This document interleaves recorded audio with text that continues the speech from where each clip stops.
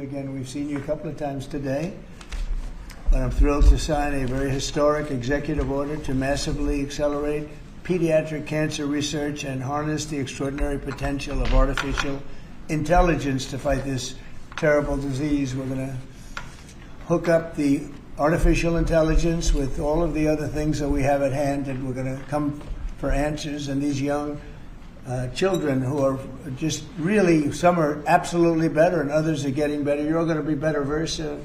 So they won't even need it, I don't believe. I want to thank Secretary of Health and Human Services, Robert F. Kennedy, Jr., who we see a lot of lately. You've been really active. He's been very active. Secretary of Education, Linda McMahon, who's so fantastic, and I guess we reached a deal with Harvard today, so we'll see how that. All you have to do is paper it, right, Linda? Just yes, sir. Paper it out. It'll be great, though. It's going to have to do with something that's very important to everybody. CMS Administrator Mehmet Oz, FDA Commissioner Marty Makary, Director of the National Institute of Health, Jay Bhattacharya. Is that good, Jay? That's pretty good. That's perfect. Right? I'm getting better. That's perfect. I'm getting better. Science and Technology Advisor Michael Kratsios, AI and Crypto Czar David Sachs. You're doing great, David. As well as a friend of mine, Stephanie McMahon, and her incredible husband, Triple H. You all know Triple H. I'm not going to fight that guy. He's one of the greatest. I also want to thank all of the brave young people who are with us today, and they've gone through a lot, but it's really coming out very good. And I just gave them a beautiful coin, and we're going to save that coin, right? A beautiful coin.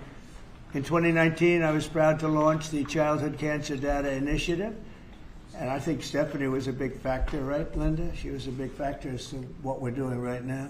Absolutely. Which invested $50 million a year into pediatric cancer research, and today, in line with recommendations made by Secretary Kennedy and the MAHA Commission, we're doubling that investment, adding another $50 million to Childhood Cancer Data Initiative. We're doing that immediately. And we have a lot of money coming in with the tariffs. We've never had money like this coming in. We're a rich country again. We were a dead country 1 year ago, and now we're the richest country. We're hot. We're a hot country. So it's an honor to do that. In honor of all of you, we're doing that, okay?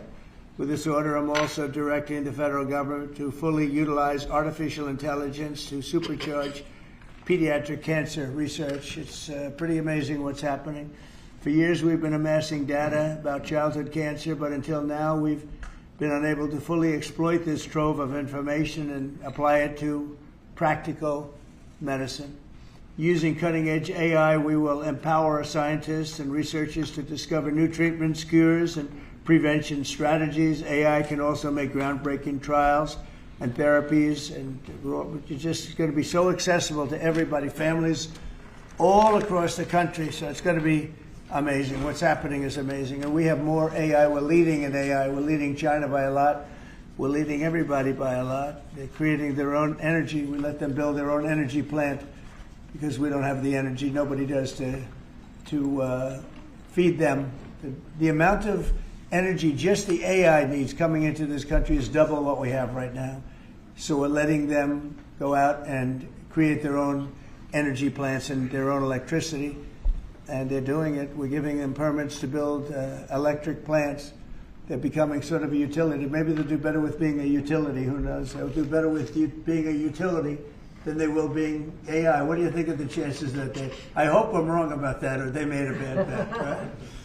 So anyway, but I want to just say that we're going to defeat childhood cancer once and for all, and I'd like to ask Stephanie to say a few words. She's a very special person and very, very much involved in this. Thank you very much, Steph. My mother's making me step That's forward. right. Your mother, she'll do that. My mother. Well, Mr. President, thank you very much. You've already acknowledged this incredible team here, and all of these people standing behind me were inspired by the story of a little boy named Connor Mahalik. He was a little boy who didn't want to hug me because he gave choke-out hugs. He booed his favorite nurse when she came to give his chemo, and he always worried about his dad because his dad was Connor's best friend. Connor was a WWE fan who I met after one of our big events, the Royal Rumble. You could tell he was sick. He had a big scar that was running up the back of his neck and a lump on his head, but you would never know it from his personality. He told me about the t-shirt that he was wearing that was dragging on the ground because WWE superstar Sheamus, who's 6'5", had given it to him. Underneath that was his Daniel Bryan t-shirt, and underneath that was his Skylanders t-shirt because that was his favorite toy. And as I stood up from my aforementioned chokeout hug, Connor's dad told me that he didn't have long to live. And I didn't want to believe that. I kissed him goodbye on his soft little cheek, and when he looked back at me, I made an unspoken promise to fight for him and kids just like him. Kids shouldn't even know what cancer is, let alone have to face it. And this incredible team believes that too. This executive order makes kids with cancer the first focus of AI innovation across healthcare in America. If there is one thing in the world that could bring us together, please let it be our children. Because I can almost guarantee, if your child was diagnosed with cancer, you wouldn't care what party their doctor belonged to. You would just want the best. And President Trump is doing just that, enabling that every child with cancer gets the best care possible. And we couldn't be more grateful. Thank you, sir. Thank you, Great sir. job. Thank you very much. She's done that before, hasn't she? Great job. Bobby, please. Today, President Trump signed an executive order that makes an historic promise. We will harness America's innovation in artificial intelligence to find cures for pediatric cancer. We stand here today because of Stephanie McMahon-Levac, who never wavered in her 11-year commitment to give every child a future free of cancer. She proves how one person's courage can change what is possible. Cancer is now the leading cause of chronic disease-related death in children, and its incidence has risen by more than 40% since 1975. We cannot accept that. We must act with urgency. The MAHA strategy report released earlier this month directs HHS to focus on research that harnesses AI to uncover causes, identify risks early, and take action in childhood and young adulthood to prevent cancer. Now, this executive order directs the MAHA Commission, working with our nation's top science and technology leaders, to deploy AI to transform cancer care and research. We will accelerate progress in the Childhood Cancer Data Initiative that President Trump launched in 2019, and that means building stronger data systems, using AI to decode complex biology, designing better clinical trials that deliver faster, more effective treatment for kids. The order doubles federal investment in the Child Cancer Data Initiative with an additional $50 million just this year. NIH will expand research while the private sector and universities will bring their best tools to the table. Together, we will ensure that every innovation, every breakthrough goes to work for our children. The order guarantees that AI will be integrated into HHS interoperability networks.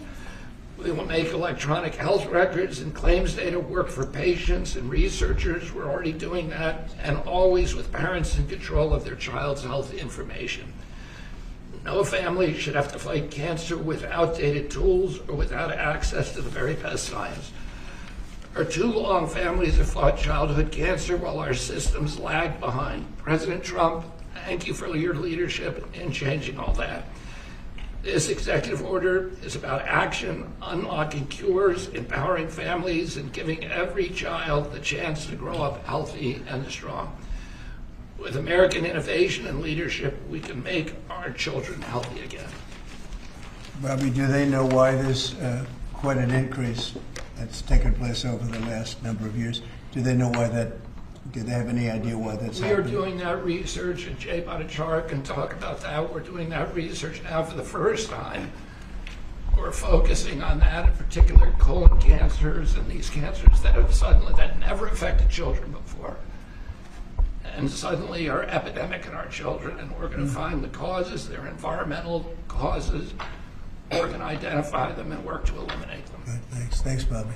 Jay, go ahead, please. Hello, thank you, everyone. Thank you, President Trump, for signing this historic executive order directing your administration to use advanced artificial intelligence technologies to cure childhood cancer. By signing this executive order, the administration is advancing the NIH Childhood Cancer Data Initiative's coordinated pediatric, adolescent, and young adult rare cancer, first launched under President Trump's direction in 2019. When I was a young medical student in the 1990s, I had the privilege of spending a month in a pediatric cancer ward treating children with cancer. And I have to say it was the most difficult month of my life. I left for home every day in tears. Watching little children cope with a deadly disease is hard. They should be playing with their friends, going to school, living their best lives. But instead, they bravely face cancer. These are the bravest kids I've ever met. I have tremendous admiration for the scientists who devote their lives to finding cures for kids with cancer, for the doctors and nurses who take care of them, and for their parents who suffer alongside them, care for them, and love them. This year, nearly 9,500 children will be diagnosed with cancer in the U.S.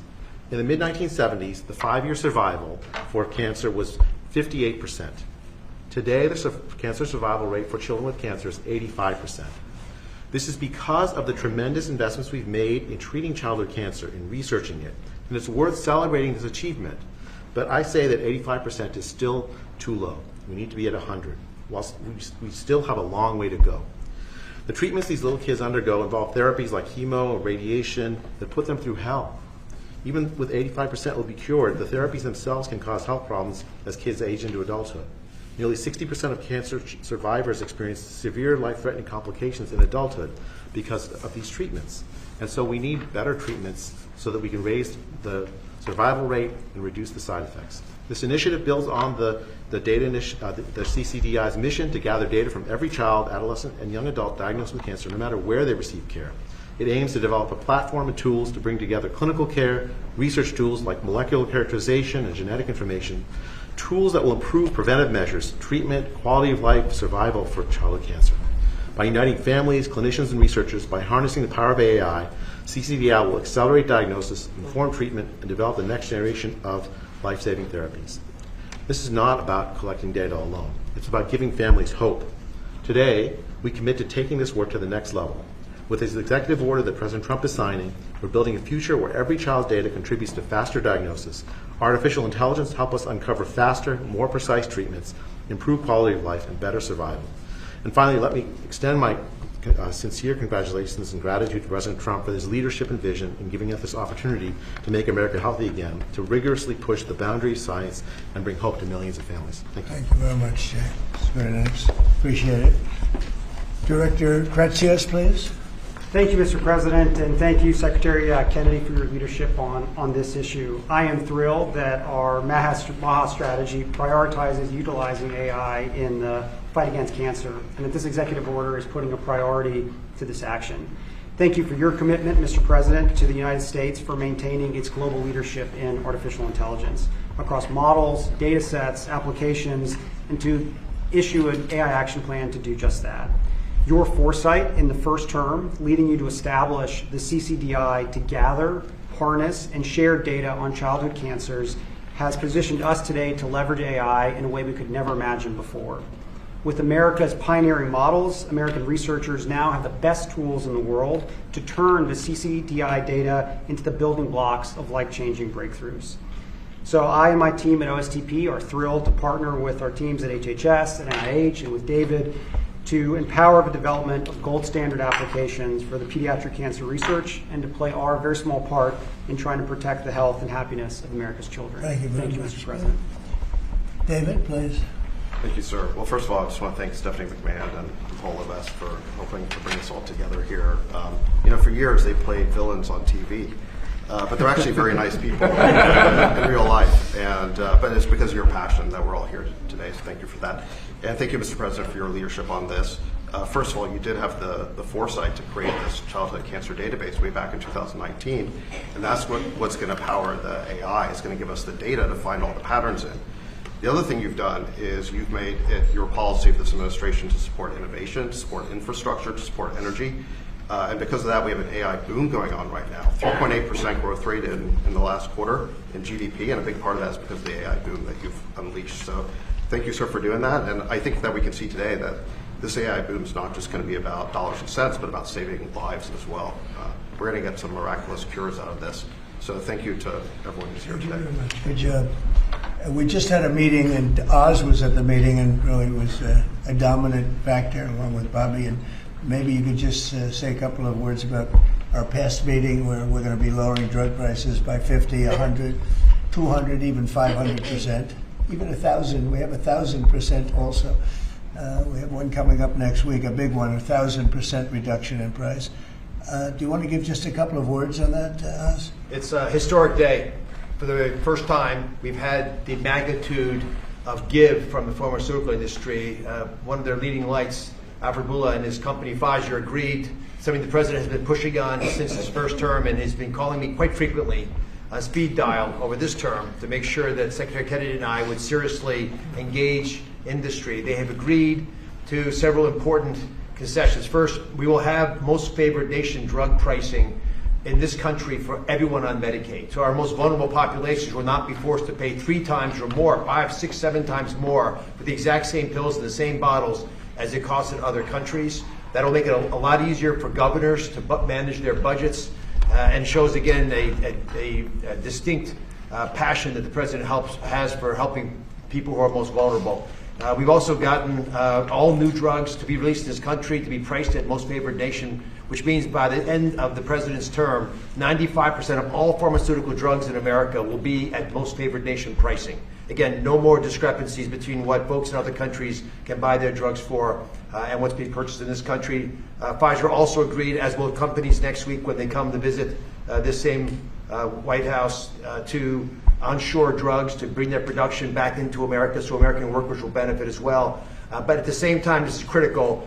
It allowed Pfizer, and we believe for other pharmaceutical companies, to maintain their innovative edge. We want America to continue to find cures like the ones that saved the lives of some of the children that I'm looking at right now. Those beautiful faces and smiles are here because American innovation was not dulled, not blunted, but we can solve that need and thread the needle by also making healthcare affordable so Americans no longer, including children like this, be forced to make a difficult choice between groceries and pharmaceuticals.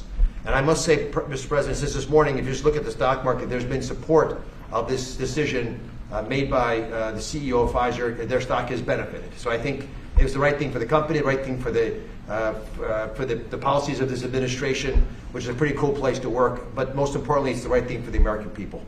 Thank you very much. And maybe we'll just finish it off with Linda because she's been such an incredible cabinet member and done such a good job. Maybe you want to say something about your unbelievable daughter and son-in-law because they've worked very hard on this. Well, thank you, Mr. President, for the opportunity to do that. I don't think that, any mother could be any more proud of all of the efforts that Stephanie's made in support also of Paul. Stephanie first talked about this 10 or 11 years ago after Little Connor.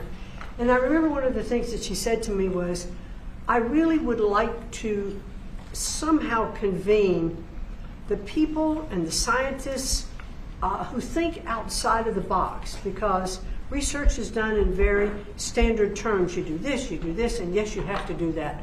But she said, I really would like to tap into some of the most creative and inventive minds in the country to be able to look at research differently for pediatric cancer. And she did that. It took her about 10 years, and she kept tapping in and calling people, being pretty relentless about it, driven herself by a mother's heart. And I couldn't be any more proud of the work she's done. I'm happy to stand by and be a supportive mom and be very proud of her today. Thanks. Good job you're doing. Thank you very much, Linda. Okay, any questions, please? Mr. President, as we inch closer to a government shutdown this morning, you said you might do a lot of layoffs. If DOGE is already reducing the federal workforce, why is it necessary to link more federal jobs cut to a shutdown? Well, the Democrats want to shut it down, so when you shut it down, you have to do layoffs. So we'd be laying off a lot of people that are going to be very affected, and the Democrats, they're going to be Democrats. As you know, this country, no country can afford to pay for illegal immigration, health care for everybody that comes into the country, and that's what they're insisting. And obviously I have an obligation to not accept that. That would affect everybody. when I see what we're doing with AI and all the plants that are opening up in the country, $17 trillion is coming. And if you compare that to Biden had in 4 years less than $1 trillion. We have 17 trillion, more than that. I think it's going to be much more than that, David. By the end of this year, I think it's going to be far over that. It's a record. It's already a record in 8 months. It's a record by a lot. And so we're doing well as a country, so the last thing we want to do is shut it down. But a lot of good can come down from shutdowns. We can get rid of a lot of things that we didn't want, and they'd be Democrat things, but they want open borders. They want men playing in women's sports. They want transgender for everybody. They never stop. They don't learn. We won an election in a landslide. They just don't learn.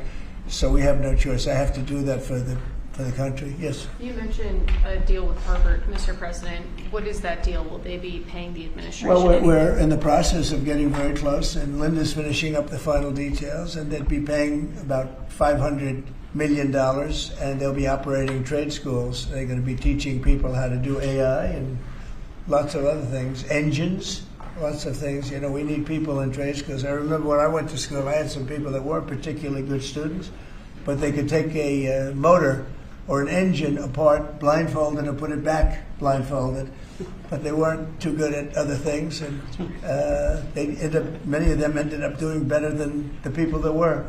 So trade schools are very important, and we've lost trade schools. We used to have a lot of trade schools in this country. We don't have them anymore. We have tremendous plants opening, and we want to have people at top level for those plants, whether it's AI or whether it's automotive plants. We have many automobile companies open their plants in the United States. They're all coming back for two reasons: tariffs, and I think they liked November 5th. They liked the person that was chosen, and they're moving in from Canada, they're moving in from Mexico, they're coming in from all over the world. China is coming. They're all coming, and that way they avoid paying tariffs. So, they're coming for that reason.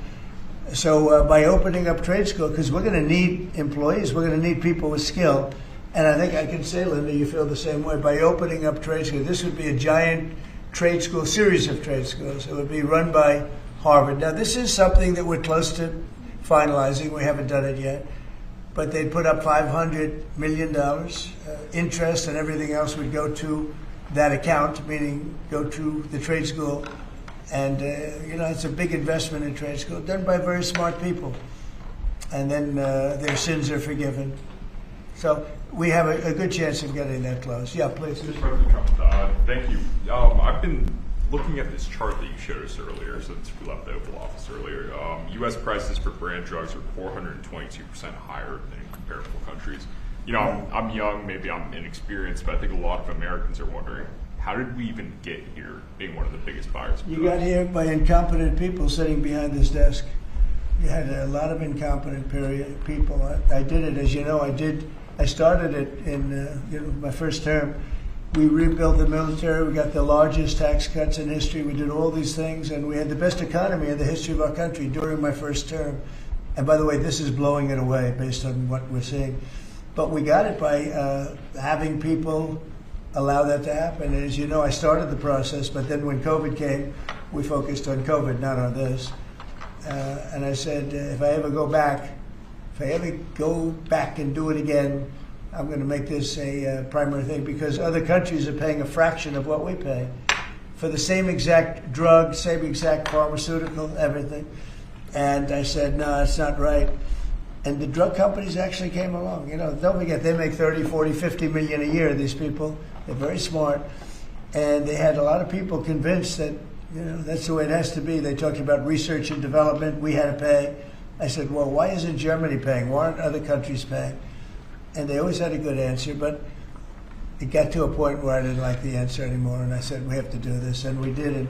The team that we have with Oz and Bobby and Chris and all of the people that we have working on it, and I must tell you, Marty's been a big, wherever you may be, Marty, but Marty's been a big factor.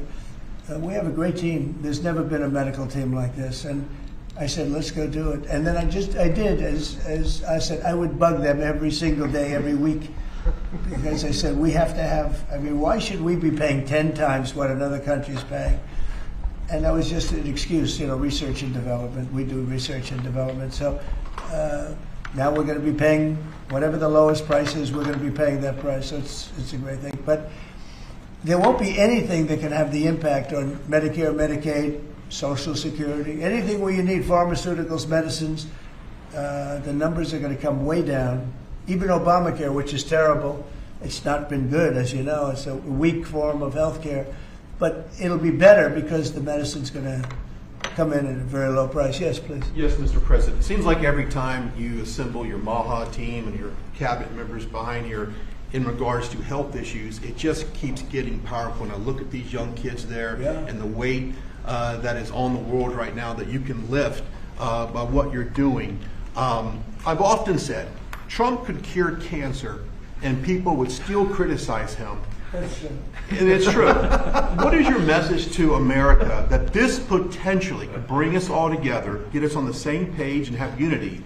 And I'd like to see if some of the kids or the parents have what it means to you to see President Trump get involved with this. Well, we've made tremendous strides in cancer research, far more than anyone has done. And we have the greatest minds, the greatest people working on it. And childhood, they call it childhood cancer. It's a very specific thing. And we really made a lot of progress. I think something that's going to allow us to make a lot of progress is the money we're saving on pharmaceuticals. We'll be saving 500, 600, 1,000%. Nobody's ever heard of that.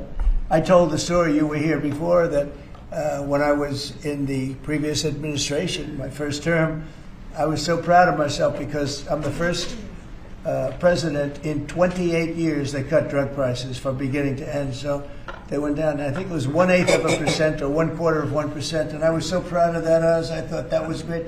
Now I'm cutting them 500%.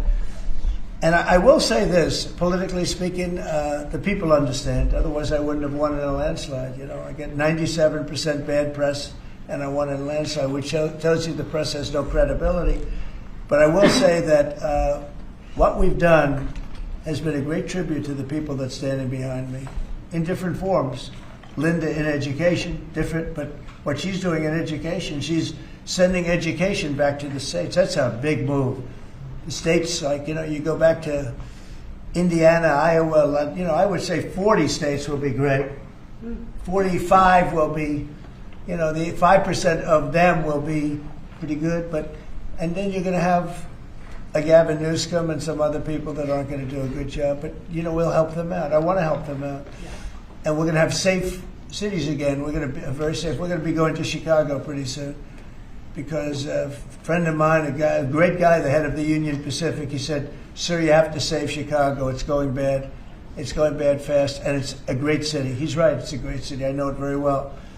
And we have to save Chicago. So we're going to Memphis, Tennessee right now. We've had a home run in D.C. You can walk out. Brian, you got mugged here a long time ago. Yes, sir. And the mugger must have felt some pain because you're a tough cookie. Well, he had a gun, and I wish I would have had Triple H with me as well. Yeah. If he had a gun, all you could do is say thank you very much. No, but it's everybody here. I mean, you were here in the room when I said to the reporters, who got mugged in the last year? And like half of the people raised their hand. Now, if you said who got mugged over the last 60 days, nobody. No killing, no nothing. And the restaurants are booming, the town is booming, it's clean. The National Guard actually went out and started cleaning all the crap out of the parks. The tents are knocked down. We had one that you said it was a blue tent, and you said it was a communist tent, right? See, we're going to have a communist mayor of New York, so, let's see how that works out. And I've gotten a lot of feedback on that. Everyone's very appreciative of you removing that tent. You told me about a blue tent, and I said, I can't be there because we knocked them down. But this was a very highly sophisticated group of people that had permits and all the other things. Well, their permit expired. We knocked it down. It took, 24 hours less, maybe? Yes, sir. So I appreciate you telling me that. No, we have a great thing going. The country is doing incredible. We are a hot country. The hottest. We're the hottest country in the world right now. Do the parents of the kids have anything they'd like to say? Yeah, that's a great question. Would you like to say something? I would. That's a good comment right there. That's the best comment you've made in a long time. Mr. President, good evening. I'm Josh Armstrong. My name is Josh Armstrong. I'm from West Virginia, and I'm the father of this amazingly brave and resilient little 6-year-old, Laurel. Laurel was diagnosed with leukemia when she was 2 years old, just before her 3rd birthday. And we went on to watch as she spent months in the hospital fighting for her life, as she received blood transfusions and platelet transfusions, as she fought off one potentially fatal infection after another. We watched as her body swelled and became painful from steroids, and then as it became frail and weak from chemotherapy. And we watched and we wondered why there aren't better treatments available, and we wondered what might happen if she doesn't get the drugs she needs, and we wondered why isn't anybody doing more. And on behalf of myself and all the parents that have watched and wondered, we'd like to say that what you're doing today gives parents like me and children like Laurel the one thing that we most desperately need, and that's hope. And Laurel's doing that, well. and Laurel is, I'm happy to say Laurel's in remission today. That's good. She looks so beautiful. Thank you. She is You beautiful. feeling good, Laurel?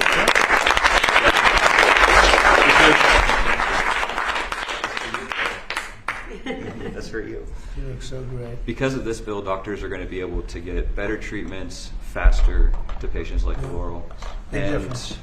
because of you making children like her real children, not cases or statistics, but children like Laurel and all of these children here today, we have that hope, and we are so proud that you're standing with children with cancer and making it a national priority. It's very nice. Thank you, Mr. President. We're with you all the way.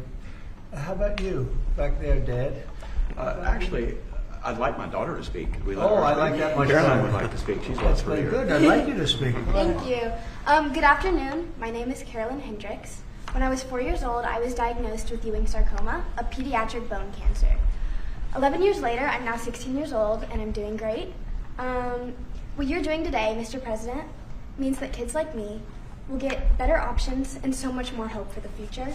This will help doctors use technology to find cures faster, match patients to trials more quickly, and give our families more control over our health. For kids, every day counts. This order shows that our lives matter enough to be first in line for innovation. On behalf of children and young adults with cancer, those still fighting and those in remission like me, and families who wish that they had more time together, thank you for making us a national priority. Mr. President, because of actions like this, kids like me have the chance to grow up, to chase our dreams, and to live full lives. And that is the greatest gift anyone could ever give. Wow, that was so good.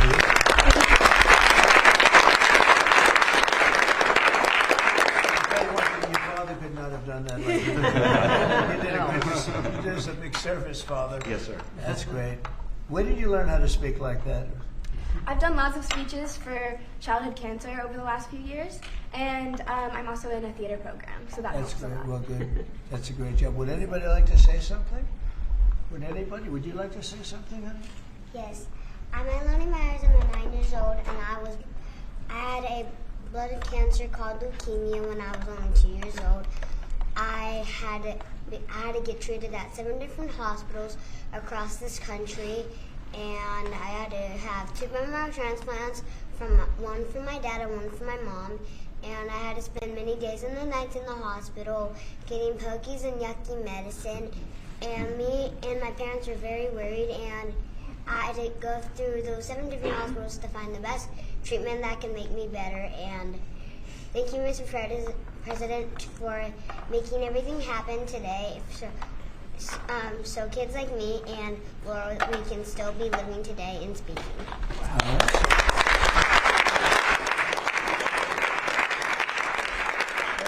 We're better than any of us have done.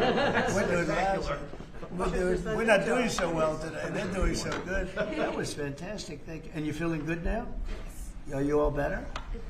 You're pretty close, right? Yeah. Yeah, I hear you're going to do good. Anybody like to say something? Yes, sir. Go ahead. I've had a brain tumor since I was 4 months. Now I'm off all medicines. I'm a cancer survivor. I've had a brain tumor since I was 4 months, and I'm doing great. I'm 15 now, and I'm going to 10th grade. And you're going to be a football player, offensive lineman.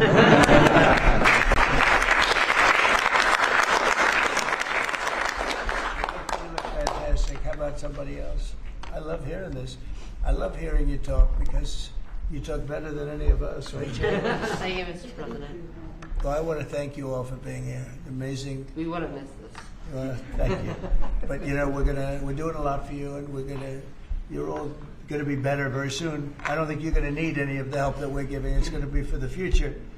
But I want to thank you for being with us, and I'm going to bring them back to a room. We have a room where we have lots of hats and things in the back, and we're going to. Would you like to go back and we'll pick some nice presents? Yes. And we'll get rid of the wonderful people of the media. Do you like the media?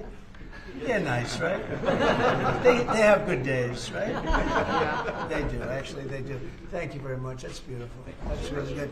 And thank you. We're not going to top that, so I wanted to just thank you all very much. Thank you. Thank you.